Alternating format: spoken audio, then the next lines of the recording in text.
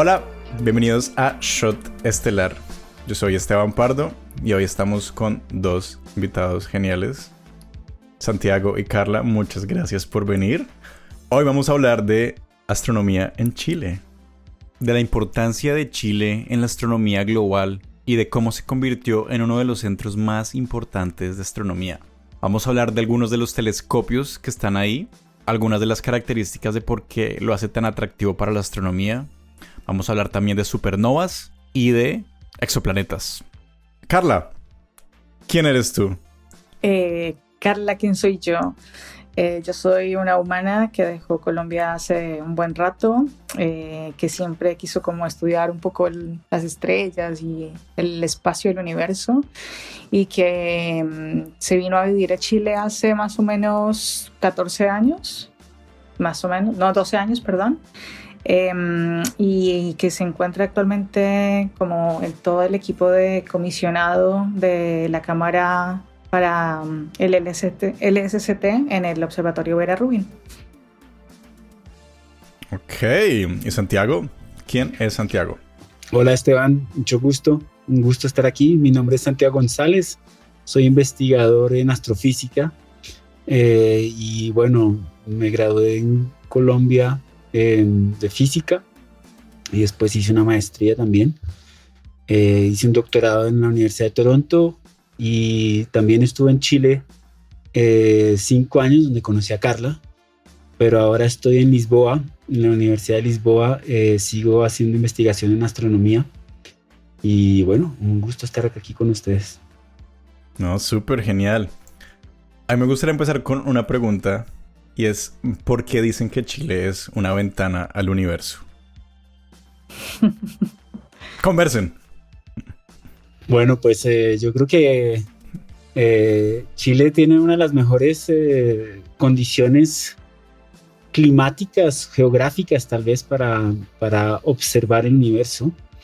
Si tú miras al norte de Chile está el desierto de Atacama, que es el desierto más seco del mundo, lo que significa que las condiciones climáticas son muy muy buenas para observar. Pues no queremos que haya nubes, obviamente, que nos impidan ver, pero además no solo eso, sino que bueno, además de ser seco, que las condiciones del aire no haya mucha turbulencia, entonces que sean muy buenas. Y los telescopios, los observatorios, pues la Comunidad Europea, pero también diferentes, los Estados Unidos, muchos vieron estas posibilidades que hay en Chile para poner observatorios en las montañas, en el desierto.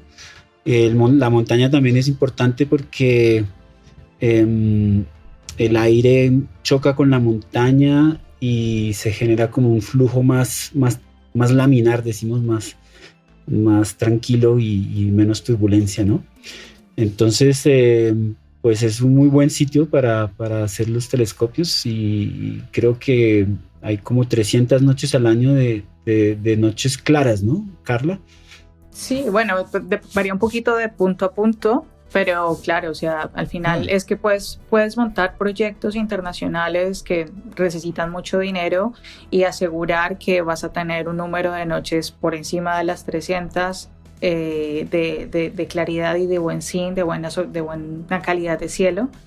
Y bueno, un poco también lo que mencionaba Santiago, o sea, para mí la coincidencia clave es que tienes la cordillera de los Andes, que es la misma cordillera que en Colombia se divide en 3, pero acá es solamente una, y tienes la cordillera de la costa, y entonces eso te genera un valle básicamente geográfico que coincidencialmente ocurrió en este país súper largo, que hace que se haya un conjunto de condiciones climáticas que hacen muy atractivo el poner este tipo de proyectos en este lugar.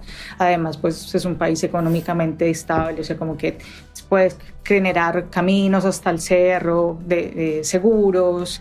Entonces tienes como todas esas posibilidades para que los proyectos puedan montar acá los observatorios. Y pues claro, viene a ser como la ventana al universo en la medida en que tienes esa recolección de datos acá, y bueno, parte se analiza acá y parte se analiza en básicamente todo el mundo. Eso. Es interesante también agregar que hoy en día, pues claro, esto empezó pues no sé, hace en los años 50, 60 empezaron a buscar sitios para crear, para poner los observatorios, pero con... ¿Y quiénes empezaron a buscar? ¿Quiénes son esas personas que Bueno, buscan? pues ahí los diferentes gobiernos, ¿no? Yo sé que, por ejemplo, en Chile pues está la ESO, que es el Observatorio Europeo Austral, que es la Comunidad Europea, digamos, todos los países que juntos empezaron ellos querían pues explorar el universo, ¿no? Y pues en Europa no había buenos sitios para esto, entonces empezaron a mirar qué lugares podían ser buenos con estas condiciones climáticas que decía Carla. Y bueno, Chile se perfiló como uno, no era el único, creo que también estaba Sudáfrica, si no estoy mal, pero en ese momento había apartheid y toda la cosa, entonces eso yo también creo que ayudó a que los europeos se decidieran por Chile. Pero no era solo los europeos, creo que los gringos también andaban en búsqueda, ¿no?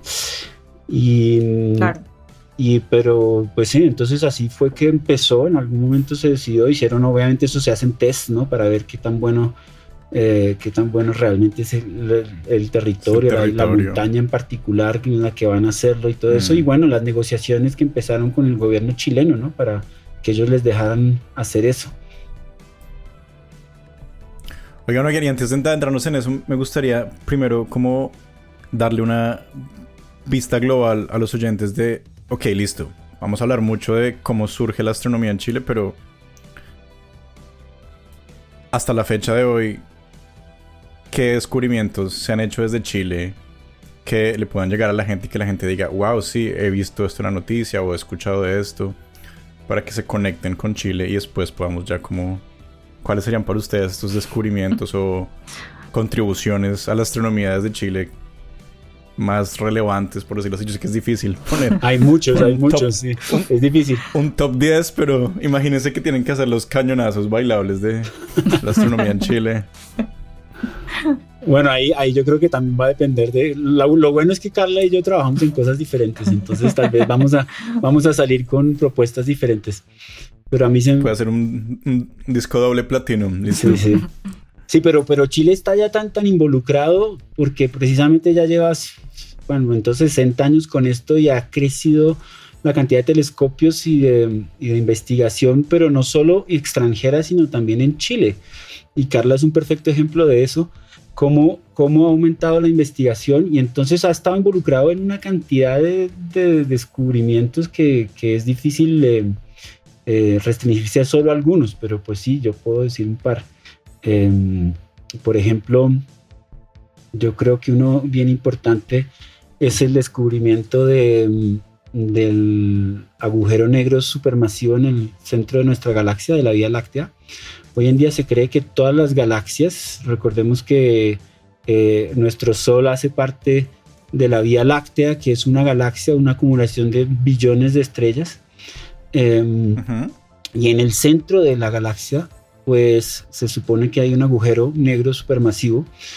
¿Y cómo se llega a ese descubrimiento? Pues es difícil porque precisamente como el nombre lo dice es negro, entonces uno no lo ve, es decir, no emite realmente luz.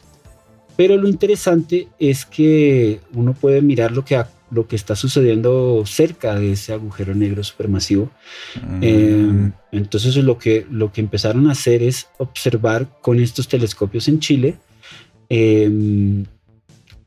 con en particular el VLT, Very Large Telescope, o sea, el telescopio muy grande. ¿Y ese telescopio dónde está y qué características tiene? Entonces ese telescopio en realidad es un conjunto, son 4 telescopios de 8 metros de diámetro y se encuentra en la... ¿Cada telescopio tiene 8 metros de diámetro? El espejo principal son telescopios que están hechos con espejos y pues cuanto más grande sea el espejo, más cantidad de luz puedes colectar, más fotones, que son las partículas de la luz.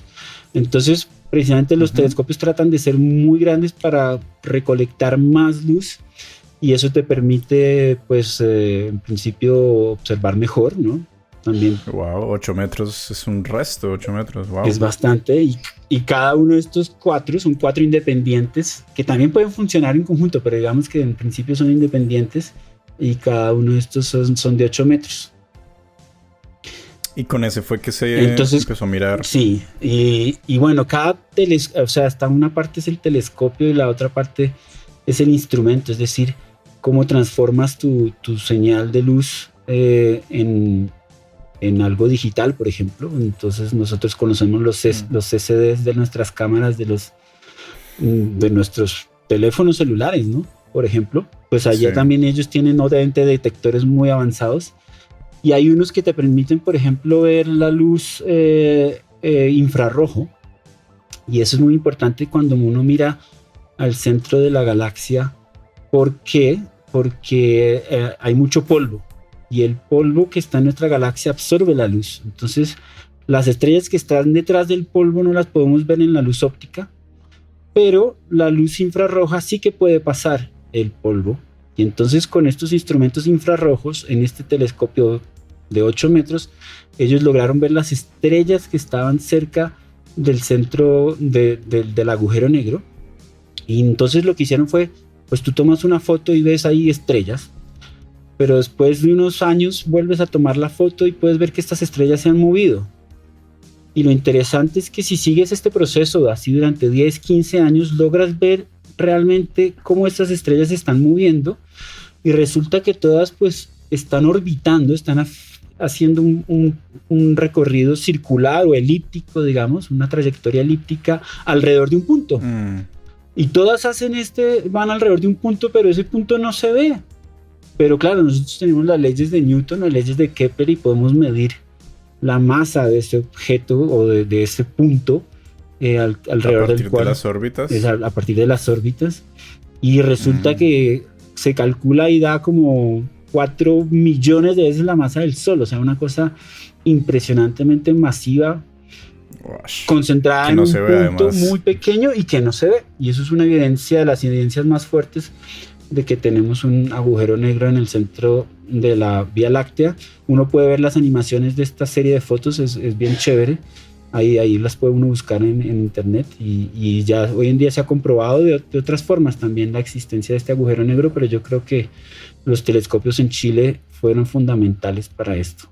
Ese es uno de los descubrimientos, yo quería. Claro, y es tremendo descubrimiento. Además que no debe ser, o sea, debe ser un gran logro poder ver las estrellas del centro de la Vía Láctea. O sea, ¿a qué distancia está? Eso no es cerquita, ¿no? No es cerquita. Están a 8 kiloparsec. Un parsec son 3 años luz. Kilos son miles, o sea, está como 8,000 años luz, más o menos, no más, 24,000 años luz de nosotros. Es decir, que la luz emitida de esas estrellas nos llega a nosotros 24,000 años después. Así de lejos está. Wow, qué loco. Eso es un gran descubrimiento. Carla, ¿tú tienes algún otro? Pues, o sea, tal vez me voy como al otro extremo de las masas. Santiago te está hablando de una estructura así hiper mega masiva, y yo te voy a hablar de objetos súper poco masivos. Y bueno, las noticias que ustedes pueden escuchar sobre último exoplaneta encontrado tipo Tierra, atmósfera muy similar a la Tierra, super Júpiter, todas esas noticias, o al menos la gran mayoría, seguramente pasaron por datos de altísima precisión, bien sea en cambios de brillo, bien sea en la medición de su tránsito alrededor de una estrella, que fueron tomados en telescopios que a su vez tienen instrumentos de alta precisión que están ubicados en Chile. Al final, son, como te decía Santiago, en Chile tenemos estos grandes consorcios que tienen estos grandes telescopios con estos grandes instrumentos, pero también al mismo tiempo hay incluso, por ejemplo, están las cumbres, que es una red de telescopios muy pequeños, robóticos, pero que hacen también seguimientos a objetos interesantes sin parar. Entonces hay como una suerte como de ecosistema en que conviven instrumentos y telescopios de muy alto nivel con instrumentos y telescopios no de bajo nivel, también de alto nivel, pero a otra escala, que trabajan para monitorear, que no están enfocados tanto en el descubrimiento, sino en el seguimiento del descubrimiento. Y en el campo de los exoplanetas, entonces tú descubres con alguno de los grandes instrumentos dedicados para este tipo de ciencia, pero luego tienes que hacer el monitoreo y el monitoreo los haces con estas otras redes. Entonces tienes todo, tienes como un parque de diversiones de instrumentos súper interesantes para ciertos tipos de ciencia regados por todo el país. Oigan, ¿es verdad que en Chile se tomó la primera foto de un exoplaneta o eso? Pues el dato del descubrimiento del 95 tuvo que haber pasado por HARPS, que seguramente era el instrumento o es el instrumento clásico para exoplanetas. Oye, ahí me corchaste. Déjame, busco es un... No, bueno, no tanto lo que quiere decir el acrónimo, pero como en términos sencillos. Vale, pues es un instrumento que lo que hace es tratar de disgregar la luz que viene, pues la luz que te rebota en el planeta, y que trata de hacer el seguimiento de su curva y ver cómo la señal de luz que recibimos se bambolea o no dependiendo de la presencia de un objeto, que en este caso pues se lo achacamos a un exoplaneta o a un cuerpo que está ahí. Es como una especie de detección como indirecta, como más del efecto de un exoplaneta que literalmente detectar el exoplaneta en sí, ¿cierto? Sí, es un poco como el efecto Doppler, que es cuando el efecto Doppler en el sonido, cuando viene cuando viene el carro, ¿no? Entonces cuando viene la frecuencia es más alta y cuando se aleja la frecuencia baja. Pues en la luz ocurre lo mismo, y entonces una línea que uno ve normalmente, si se puede ver un poco como se mueve debido a algo que se está acercando, se está alejando, ¿no?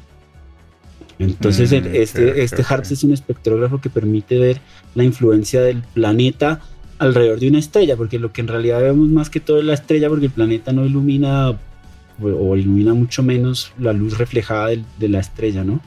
Entonces podemos ver en el espectro de la estrella, podemos ver el efecto del movimiento del planeta alrededor. Entonces Chile ya estaba involucrado en detectar el agujero negro en el centro de nuestra galaxia y en detectar exoplanetas. ¿Cuál es la relación? ¿Cómo se usó Chile? ¿Cómo estuvo involucrado Chile, digamos, con este premio Nobel de 2011 de la expansión del universo? Ese es mi tema. Ese es mi tema. Dale tú. ¿Sí? Uy, okay, yo trabajo en perfecto. supernovas y es verdad, en el 2011 se otorgó el premio Nobel a 13 científicos no chilenos, pero que estuvieron muy involucrados en un descubrimiento que se hizo gracias también a telescopios chilenos, y donde también estuvieron involucrados científicos chilenos. En particular voy a mencionar a dos, Mario Jamuy y José Massa, que son bien conocidos allá en Chile, creo yo, en la comunidad. Y es el descubrimiento de que el universo parece que está en expansión acelerada. ¿Qué es lo que significa eso? Y es que el universo, pues pensamos que desde hace mucho ya, que se originó en un Big Bang, es decir, una explosión inicial donde toda la materia, toda la energía del universo estaba concentrada en un punto.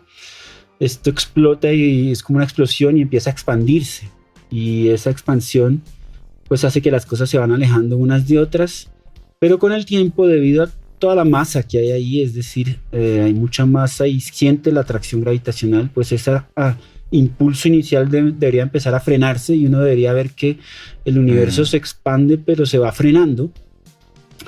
Pero lo que vimos con supernovas, y las supernovas son explosiones de estrellas, pero son bien interesantes porque son muy luminosas y las podemos ver desde muy lejos, y además tienen una luminosidad como constante, porque el problema que tienen los astrónomos es que si tú haz de cuenta que estás de noche, ¿no? y no ves nada, está completamente oscuro, y de repente ves dos fuentes de luz, una más brillante que la otra. Entonces uno que dice, pucha, esta puede ser que que la fuente que veo más luminosa es porque está más cerca, pero también simplemente puede ser porque es más luminosa intrínsecamente, Pues es decir, grande, tiene más sí. vatios, exacto, es más grande. Entonces el problema que tenemos en astronomía para medir distancias es que tenemos que saber la luminosidad, tenemos que saber la cantidad de vatios de la fuente, y si no, no podemos medir distancias. Y pues las supernovas, en particular las supernovas 1A, tienen siempre la misma luminosidad. Entonces, si yo la veo más oscura, más débil, es porque está más lejos y puedo medir la distancia. Entonces, estos científicos empezaron a medir distancias de supernovas, pero estamos hablando de supernovas que están a miles de millones de años luz, es decir, lejísimos. Y Wow, entonces, si entendí bien, las supernovas son como una especie como de bombillo estándar que uno sabe exacto. que brilla se les a una llama pues patrón lumínico o standard candle, que es como lo que acabas de decir, bombilla estándar para medir distancias. Y Sí, de pronto. ¿sí? Standard Candle era en aquellos tiempos donde... No, mentira. Y entonces, pero además es que son muy brillantes, entonces las podemos ver desde muy lejos, pero también cuando vemos algo de muy lejos, también de cierta forma estamos viendo el pasado del universo, porque como la luz se tarda miles de millones de años en llegar a nosotros, pues estamos viendo luz que fue emitida pues casi que al comienzo del universo. Entonces, lo interesante es que empezaron a ver esta luminosidad y a medir las distancias, y resulta que estaban más lejos de lo que pensábamos. Es decir, que el universo se ha expandido más de lo que pensábamos, y se llega a la conclusión, si tú lo mides bien, que el universo en realidad se está expandiendo, eso lo sabíamos, pero no se está frenando, sino que se está acelerando, está yendo cada vez más rápido, y esto pues es una implicación grandísima para pues el universo, el futuro del universo y todo eso. Nadie sabe bien por qué. Lo que decimos es, mira, esto es como si el espacio entre los objetos hiciera que se repeliera, como que se repelan las cosas, y entonces empieza a acelerar, a expandirse más los unos de los otros, y entonces esto no sabemos qué es una energía que hace que las cosas se alejen entre sí, y le llaman energía oscura, y es la responsable por la aceleración del universo, pero no sabemos, nadie sabe todavía qué es esto de la energía oscura. Qué loco, ¿no? ¿Y ustedes qué se les ocurre que podría ser? ¿De acuerdo? Son como cuando piensan en eso, ¿ustedes qué dicen? Como, uy, ¿eso qué podrá ser? Bueno, hay una teoría, pero también tiene muchos problemas, pero se sabe, yendo a la escala completamente opuesta, que estamos hablando de lo más grande, pero si vas a lo más pequeño, a la cuántica, pues hay una energía que tiene el vacío. Resulta que si tú mides, esto se ha podido medir, y el vacío tiene cierta energía. Entonces podría ¿tiene que ver con el efecto Casimir? Exactamente, el efecto Casimir, sí señor. Este efecto es bien extraño. Como todo lo cuántico, es muy difícil de imaginar y sobre todo de entender y quizás de aceptar. El vacío no es tan vacío como parece. Está lleno de fluctuaciones cuánticas y tiene que ver con el principio de incertidumbre de Heisenberg, que permite que aparezcan las tal llamadas partículas virtuales, que aparecen y desaparecen muy rápidamente. Estas fluctuaciones pueden ser de diferentes longitudes de onda, de largas longitudes o de cortas longitudes. Ahora imagínense que ponemos dos placas conductoras en una cámara de completo vacío y acercamos estas placas conductoras muy cerca la una de la otra, pero muy cerca, tal que la distancia entre las dos sea menor que un pelo humano. Cuando es tan pequeña la distancia entre ambas, las cantidades de diferentes longitudes de onda de estas fluctuaciones cuánticas que pueden aparecer fuera de las placas es mucho mayor que las que pueden aparecer entre las dos, justamente porque la distancia entre estas dos placas es muy pequeña. Tan pequeña que no permite que longitudes más grandes de onda aparezcan ahí. Y esta diferencia de la simple cantidad de diferentes longitudes de onda que pueden fluctuar hace que haya una neta mayoría fuera de las placas que adentro. Es decir, hay más fluctuaciones por fuera de las placas que interior de las placas. Y esto genera una presión que trata de juntar aún más las placas. Y esta presión ya la hemos podido medir. Hay confirmación experimental de este efecto Casimir. Es muy loco, pero sí, pasa. Seguimos con el podcast.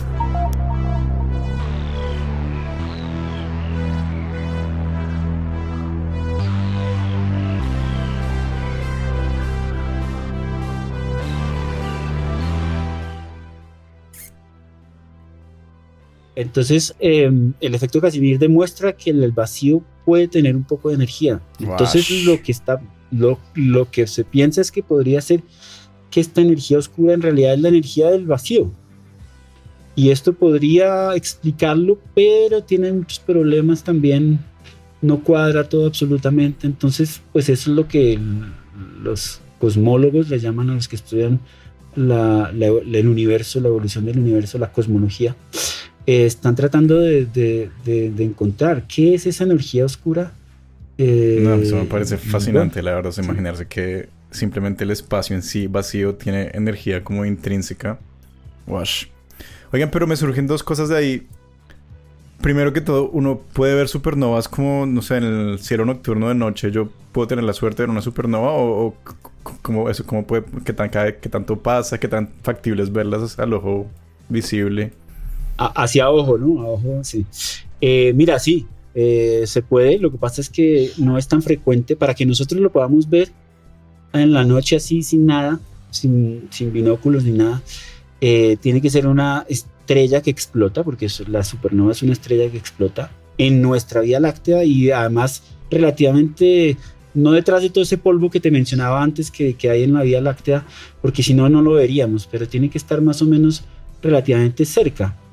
Y de hecho en el pasado se cree, se sabe que ha habido supernovas que se han visto. Los chinos en el año 1050, una cosa así, reportaron una cosa que incluso se veía de día. Y más o menos en la ubicación que ellos reportaron, hoy en día se ve lo que nosotros llamamos un remanente supernova, que es todo el material de la explosión expandiendo. ¿Como una nébula? En sus alrededores. Como una nebulosa se ve exactamente. También Galileo en el año 1500, ya no sé cuál, también reportó ver algo, pero claro, creo que esa no era tan luminosa como para verla de día, ¿no? Okay. Entonces, pues mira, los que trabajan en supernovas están ansiosos de que ocurra una pronto, relativamente cerca, ojalá que no, obviamente que no sea tan cerca como para que sea peligrosa para nosotros, ¿no? Pero si tú miras la constelación de Orión, una estrella que los astrónomos dicen que podría explotar es la que llaman Betelgeuse. Ahora sí, he escuchado mucho de eso. Se ha salido harto en las noticias. Sí. Esta vez sí es posible que explote. Pues, después, 2 años después, esta vez sí es posible que explote.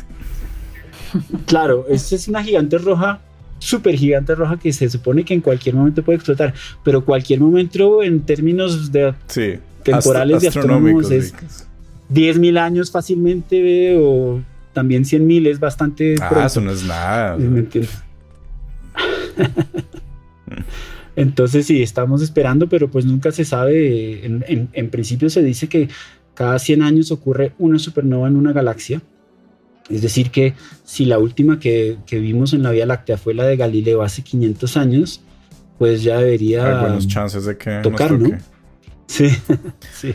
Y entonces, ¿Chile contribuyó a mirar estas supernovas? ¿O cómo se vincula Chile con los observatorios de sí, Chile? Perdón, no terminé la historia, claro. El telescopio Tololo, el observatorio Tololo tiene un telescopio que se llama Blanco, de 4 metros, que en la época, estamos hablando de los años 90, era bastante poderoso. Con ese se observaron muchas de las supernovas que se utilizaron para esta medición que dio la energía oscura y la aceleración del universo, ¿sí? Entonces lo que se hacía aquí en Chile era observar sobre todo la parte, tú necesitas, ya hemos hablado un poco de instrumentos, ¿no? Están las cámaras que toman imágenes, lo que nosotros llamamos fotos o fotometría, ¿no? Okay. Y allí, pero también lo que comentaba Carla, hay espectrógrafos que descomponen la luz en sus diferentes longitudes de onda, ¿no? y puedes ver los elementos y puedes ver estos movimientos debido a Doppler y estas otras cosas. Pero entonces es importante tener las dos, tanto las fotos como los espectros para las supernovas, porque los espectros te dan, de cierta forma, te ayudan a saber la distancia también, para tú compararla con la distancia que obtienes a partir de la luz. Entonces, los telescopios de Chile ayudaron a obtener sobre todo la parte espectroscópica también. Ok, súper. Carla, tengo una pregunta. Dime. ¿Qué te llevó a ti a Chile? ¿Qué te apasiona de los observatorios en Chile o qué te llama la atención? O sea, yo me acuerdo la primera vez que vine a Chile yo era estudiante de física en la Nacional y había un congreso acá. Y era un congreso en el que yo recuerdo que vine y me di cuenta, primero la cosa de poder ver personas latinoamericanas haciendo ciencia de súper alto nivel, en ese momento me impactó muchísimo, porque siempre era... pues siempre escuchabas como apellidos no latinoamericanos en los artículos o en los libros o no sé, en tus referencias personales no había mucho latinoamericano. Entonces cuando yo vengo a ese congreso y yo veo eso y veo wow, o sea, pues, como que sí se puede, esa cosa un poco ingenua de alguien como con, no sé, muy pocos años, digo, vale, este sitio es. Y me di cuenta, además eso coincidió con que mi tesis de pregrado fue en simulaciones y a pesar de que estuvo divertida, no fue tan divertido, como que me di cuenta que no me faltaba algo. Y luego entonces cuando Pero simulaciones suena súper divertido. Sí, claro, sí, pero no tanto. En ese momento no fue tanto. No, mentiras, yo pienso en simulaciones, imagino los simuladores de vuelos y de aviones. Creo que no era por ahí lo tuyo. No, claro, no, porque lo que haces es como que tomas el modelo matemático que te describe el objeto y tratas de simularlo en el computador bajo ciertas condiciones y demás, pero yo siempre quise como estar como con las manos en la masa, digamos, como más directamente con las cosas. Entonces ahí lo que pasa es que digo, vale, por un lado, vale, Chile bien, se puede bien, y luego digo, bueno, pues entonces hay que hacer como una carrera profesional en este tema, entonces en ese momento había que salir de Colombia, pues básicamente sí o sí para lograr hacer eso, y salgo y entonces lo que pasa es que me encuentro en Islas Canarias haciendo el doctorado. Y cuando llego a Islas Canarias, pues entonces era muy observacional todo. Era ir tú a tomar tus datos, a pasar las noches de observación en el telescopio. Y en el telescopio en el que yo hice mi tesis, una parte inicial de la tesis, porque después la hice con otro, era un telescopio, el Nordic Optical Telescope, que era un telescopio en el que uno mismo echaba nitrógeno líquido para enfriar el instrumento antes de correr las observaciones en la noche. Entonces fue como un training desde cero, ¿no? Desde cero. Pero además suena súper bonito, como yo paso mis noches en un telescopio mirando el cielo.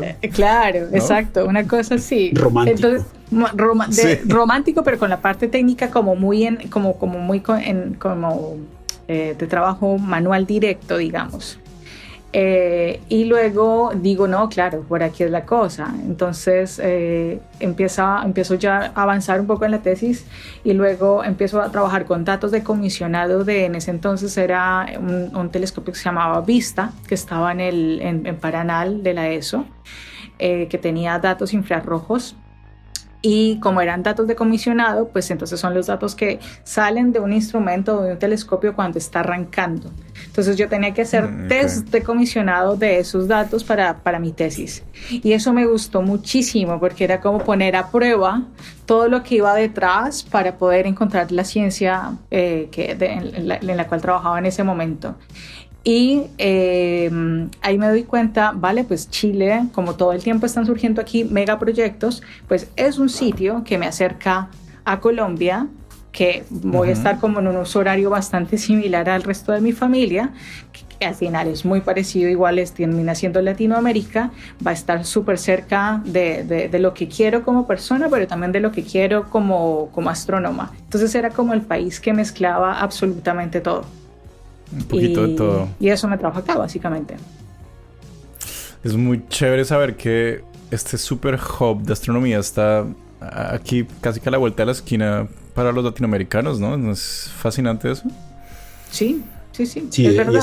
es increíble y es chévere ver cómo creo que Chile lo ha sabido aprovechar bastante bien, porque como ha crecido la astronomía a través de los años en Chile, es realmente lo que tú dices, un powerhouse de la astronomía, porque hay una cantidad de programas bueno, de licenciatura, de pregrado, pues, pero también de maestría y de doctorado en astronomía en muchísimas universidades de Chile.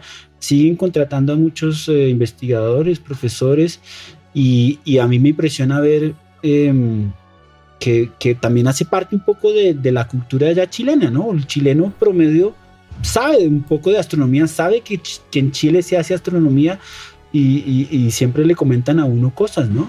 Eso me impacta también. A mí eso me impacta muchísimo, muchísimo, porque aquí hay un nivel de alfabetización astronómica bastante particular en comparación, bueno, con el resto de Latinoamérica, porque tiene tu charla o tu conversación o lo que sea, siempre comienza con un montón de bases que ya están dadas. Entonces puedes explicar un poco más allá. Es bien interesante cómo el tema está súper metido en la sociedad, en los colegios, en el turismo. Hay muchísimo chévere. Tema de astroturismo acá, especialmente en la región en la que estoy viviendo ahorita, también muchísimo astroturismo. Y bueno, pues al final igual todo esto tiene una explicación económica y eso es importante reconocerlo, y es porque todos estos organismos internacionales que se instalaron acá, pues al final tienen un pot, una cajita de dinero, un fondo para el desarrollo y entonces eso hace al final que las universidades puedan postular, la sociedad civil pueda postular, las fundaciones puedan postular, y eso empuja poco a poco, y pues ya se lleva una historia de, no sé, 50, 60 años con lo mismo. Entonces obviamente pues ya a esta altura tienes resultados absolutamente evidentes. Y además muy chévere que Chile, que los telescopios les dan a los chilenos 10% de espacio de observación, ¿cierto? Sí, yo creo que eso es muy chévere. Dale.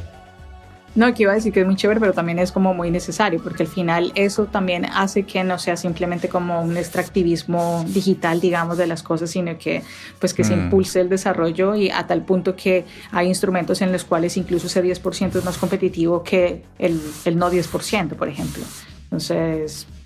Sí, wow, interesante. Eso a mí me pareció que fue una movida, pero muy, muy inteligente del gobierno chileno, de exigir, ok, ustedes hacen sus observatorios acá, pero nos dan el 10% del tiempo de observación, que es mucho en realidad, para institutos de investigación chilenos. Eso, y yo creo que eso ayudó también a que creciera mucho la astronomía y la investigación en astronomía en Chile.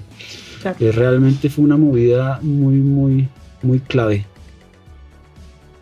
Sí, o sea, oigan, no iba a decir que es entender cuál es tu ventaja como estratégica geográfica. O sea, aquí hay unas coincidencias climáticas que son así, o sea, ¿qué le vamos a hacer? Son así, tienen sus pros y sus contras. Igual el desierto más seco del mundo es más seco del mundo, o sea, realmente no hay agua. Eso tiene sus desventajas, pero eso ¿en qué es ventajoso? Bueno, en otro tipo de cosas, y al mismo tiempo generar unas políticas que les sacan rédito a eso para que queden localmente apoyando una red que con el tiempo lo único que ha hecho es mostrar los resultados. Sí, me imagino que también es una fuente de empleos y de... Claro. Sí, ingresos. Y eso lleva también, la astronomía también lleva consigo desarrollo, mucha cosa de ingeniería, ¿no? Porque es que construir, fíjate que ahora están construyendo un telescopio de 39 metros. O sea, esto ya estamos hablando de otro nivel de telescopios. O sea, espérate, 39 metros del espejo. De diámetro, ¿Uno cómo hace un espejo así de grande? Bueno, el truco es que no es solo un espejo, sino que está hecho por segmentos. Es un mosaico de espejos, creo que de un metro. Como a lo James Webb. Sí, exactamente. Pero eso conlleva una cantidad de desafíos tecnológicos que también hacen que se desarrollen otro tipo de, no solo la astronomía y la ciencia, digamos, de la ciencia de astronomía, sino también otro tipo de cosas. Como decía antes Carla, pues por ejemplo, los instrumentos, algunos los tienes que enfriar, ¿no? A temperaturas bien bajas. Entonces, ahí también hay una tecnología, las tecnologías para construir todas estas cosas, claro, estos instrumentos, eso lleva, de hecho, hoy en día también se valora casi que más que el astrónomo. En Chile hay muchos ingenieros, como al astrónomos, técnicos, ingenieros, pero que saben de astronomía, ¿no? Sí, total. Oigan, ¿y cuáles son estos? Por ahí he visto que hay planes para nuevos observatorios. ¿Cuáles son un poco estos nuevos que te tienen planeados? Bueno, o sea, yo puedo hablar aquí de la casa. El Vera Rubin, el observatorio Vera Rubin empieza operaciones, se espera que finales del año que viene. Y este es un observatorio que tiene tiene la cámara más grande del mundo y más rápida del mundo. Es un telescopio con un espejo de 8.4 metros, pero que tiene la habilidad de que normalmente tú cuando apuntas en el cielo, vas a un trozo del cielo, tomas tu imagen, tomas tu espectro, cambias tu filtro, te tomas un tiempo, vas a otra zona del cielo y haces lo mismo. Y cambia cambia el tema, cambia el PI, cambia el objetivo científico. Con Vera Rubin lo que tenemos es básicamente un paneo continuo. Entonces este es un bicho que se mueve a una velocidad que la primera vez que lo vi fue como pasar saliva, porque es ver... O sea, cuando lo viste, ya hay algo que se puede ver, mejor dicho. Claro, ya la montura está sobre una cama de aceite grandísima.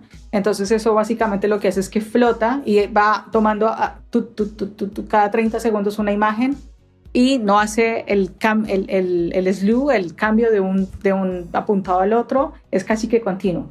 Como un escaneo, casi como un barrido. Sí. Es que de hecho creo que lo llamaban que ahora con el Rubin ya no se habla de fotos, sino como de un video, ¿no? Un video del cielo, porque cada 3 días ya lo observó todo el cielo, ¿no? Sí. Exactamente. Entonces vuelve a tomar otra vez y entonces básicamente vas a tener en tiempo real cómo va cambiando el cielo. Bien impresionante. Claro, entonces, por ejemplo, eso para la ciencia que Santiago estaba mencionando, por ejemplo, de las supernovas, todo lo que es ciencia transiente, que cambia en el tiempo, va a ser la locura, porque nosotros teníamos antes, era como fotogramas, pero detenidos en el tiempo, y coincidía con que yo miré ahí, en esta época del año, para este tipo de ciencia. Exacto, era todo como una ventanita, no solamente espacial, sino temporal. Ahora con esto no es una ventana, es una ventanota, tanto espacial como temporal. Entonces se vienen cosas súper entretes con esto. Sí. Oigan, y ya para cerrar, me gustaría como hablar un poquito de cuáles son como las expectativas para latinos si quieren trabajar, vincularse con esos observatorios. ¿Cómo se puede hacer? Bueno, o sea, hay varios caminos. Cada vez los caminos son más, ¿cómo lo diría yo? Menos lineales. Diría yo como que uno tiene que... ¿Involucran ir a Canarias? Sí, claro, subir, bajar. O sea, si Santiago también puede moverte de un lado para el otro, pero también como con tu objetivo científico, porque yo sí veo, o sea, lo veo desde antes. Yo antes trabajaba en una universidad.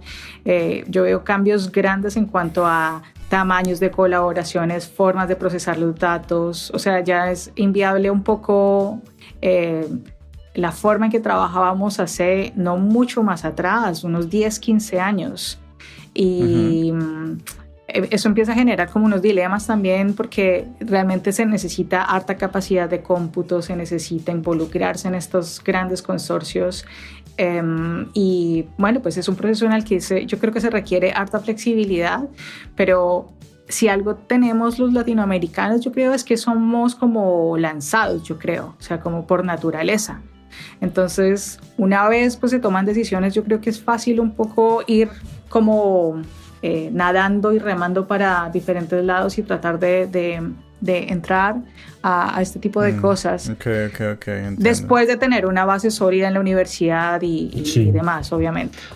Mira, yo conozco, por ejemplo, yo estuve en la Universidad de Chile, en Santiago, cuando hice un postdoc allí de investigación, y allí llegaban bastantes estudiantes. De hecho llegó una colombiana a hacer el doctorado, pero también llegaron otros de Centroamérica, de Sudamérica y de otras partes del mundo. Es decir, Chile ya se reconoce como, bien lo hemos dicho, como un sitio de investigación de punta, pero hay que simplemente, yo creo, buscar, es decir, en las universidades, las diferentes universidades, si uno quiere, ir a hacer un doctorado, por ejemplo, creo que se abren hay bastantes cupos de doctorado. Obviamente hay que competir y toda la cosa, no es que ya yo quiero ir y ya, pero se puede.